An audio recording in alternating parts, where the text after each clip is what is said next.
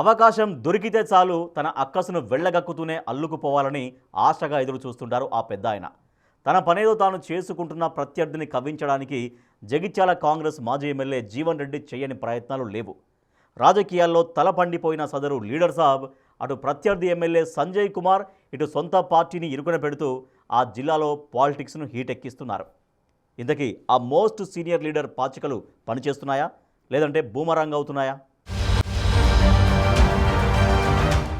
ఇంటి పోరు ఇంతింత కాదయ్యా అన్నట్టుగా మారిందట జగిత్యాల నియోజకవర్గంలో అధికార పార్టీ పరిస్థితి. జగిత్యాల నియోజకవర్గంలో సొంత పార్టీని పదే పదే ఇరుకున పెడుతున్నారు సీనియర్ నాయకుడు, మాజీ ఎమ్మెల్యే కమ్ మాజీ ఎమ్మెల్సీ జీవన్ రెడ్డి. అక్కడ వరుసగా జీవన్ రెడ్డిని 2 సార్లు గులాబీ పార్టీ నుంచి ఓడించిన సంజయ్ కుమార్ ఇప్పుడు హస్తం పార్టీతో కలిసి నడుస్తుండటంతో పెద్దాయన రగిలిపోతున్నారట. దాదాపు 10 ఏళ్ల తరువాత పార్టీ అధికారంలోకొచ్చిన తరుణంలో సీనియర్ గా తనకు ప్రాధాన్యత లభిస్తుందని ఆశించిన ఆయనకు నిరాశే మిగలటంతో అవకాశం వచ్చిన ప్రతిసారి అగ్గి మీద గుగ్గిలంలా మారుతున్నారు.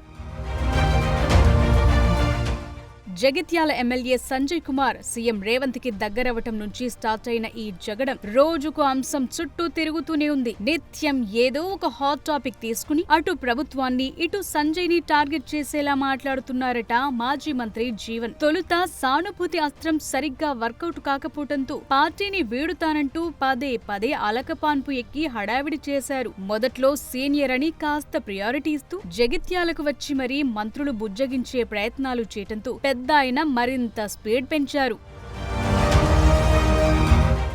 ఆ నేపథ్యంలోనే ఎంపీగా పోటీ చేయటం, ఓడిపోవటం, ఎమ్మెల్సీ పదవీ కాలం ముగియటం, తిరిగి రెన్యువల్ కాకపోవటం, పార్టీ పవర్ లో ఉండడంతో కేబినెట్ లో ఉండాలనే కోరిక అలాగే ఉండిపోవటంతో ఆయన ఫ్రస్ట్రేషన్ పీక్స్ కు వెళ్లిందనే గుసగుసలు వినిపిస్తున్నాయి. జగిత్యాల పొలిటికల్ సర్కిల్స్ లో పదే పదే అదే పనిగా అలుగుతుండడంతో ఆయన్ని పార్టీ పెద్దలు, ప్రభుత్వ ముఖ్యులు పట్టించుకోవటం మానేశారట. అయినా తన పట్టు నిరూపించుకునేందుకు ఏదో ఒక వివాదాస్పద అంశంతో తెరపైకి రావటం మాత్రం ఆపటం లేదట పెద్దాయన.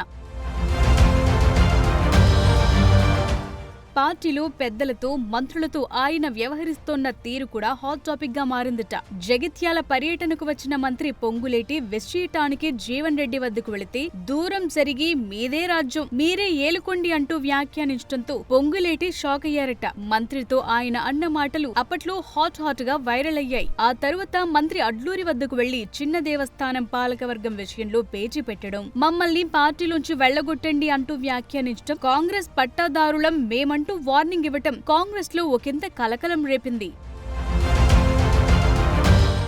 పొలిటికల్ అడ్వైజరీ కమిటీ మెంబర్ గా ఉన్న జీవన్ రెడ్డి క్యాడర్ ముందు పట్టాదారులు, కౌలుదారులు అంటూ మాట్లాడటంతో హస్తం పార్టీకి ఇబ్బందికరంగానే మారిందట. కౌలుదారులు, పట్టాదారులు, ఓనర్లు అనే వ్యాఖ్యలకు ప్రత్యర్థి శిబిరం నుంచి గట్టిగానే కౌంటర్లు పడ్డాయట. జీవన్ రెడ్డి కాంగ్రెస్ లో పుట్టారా? ఎన్టీఆర్ కు వెన్నుపోటు పొడిచి నాదెన్లతో వెళ్లి కాంగ్రెస్ లోకొచ్చారు. ఆయన పట్టదారు ఎలా అవుతారు, ఎదుటివారు కౌలుదారులు ఎలా అవుతారంటూ చరిత్ర పాఠాలతో ట్రోల్ చేస్తున్నారు ఆయన వ్యతిరేకులు.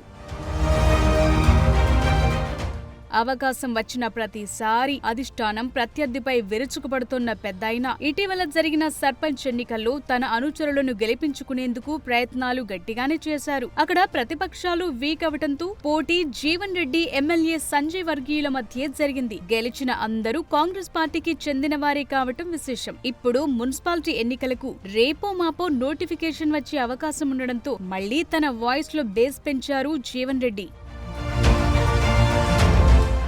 గత 10 ఏళ్లు అధికారంలో లేకపోయినా కూడా కాంగ్రెస్ పార్టీలో ఉన్న వారికే టికెట్లని పార్టీ పెద్దలు ప్రకటించారు. అయితే కొత్తగా వచ్చిన వారికి టికెట్లు ఎలా ఇస్తారు? కాంగ్రెస్ పార్టీ వ్యవహారంలో జోక్యం చేసుకుంటే సహించేది లేదని, ఎప్పుడు కాంగ్రెస్ జెండా మోయని వారికి టికెట్లిస్తే ఊరుకోబోమని, 100 తలలు ఉన్న రావణాసురుడే ఒక్క తల ఉన్న రాముడి చేతిలో బలయ్యాడని, ఒక్క తల ఉన్న నువ్వెంతని పరోక్షంగా సంజయ్ నుద్దేశించి జీవన్ రెడ్డి ఘాటైన వ్యాఖ్యలు చేశాడు. ఆ క్రమంలో మరోసారి మాటల యుద్ధం మొదలు పెట్టడంతో రానున్న మున్సిపాలిటీ ఎన్నికల సమయంలో టికెట్ల వ్యవహారాలు అధిష్టానానికి కొత్త తలనొప్పి అంటున్నారు. కాంగ్రెస్ తో కలిసి నడుస్తోన్న సంజయ్ మాత్రం పెద్దాయన మాటలను కనీసం పట్టించుకోకుండా అధిష్టానంతో మంచిగా ఉంటూ అభివృద్ధి జపం చేస్తున్నారు. జీవన్ రెడ్డి మాత్రం అవకాశం వచ్చిన ప్రతిసారి విమర్శనాస్త్రాలు సంధిస్తూనే ఉన్నారు. మరి రానున్న మున్సిపాలిటీ ఎన్నికల్లో జీవన్ రెడ్డి వ్యవహారం టికెట్ల కేటాయింపులో అధిష్టానానికి ఇంకెన్ని తలనొప్పులు తీసుకొస్తుందో చూడాలి.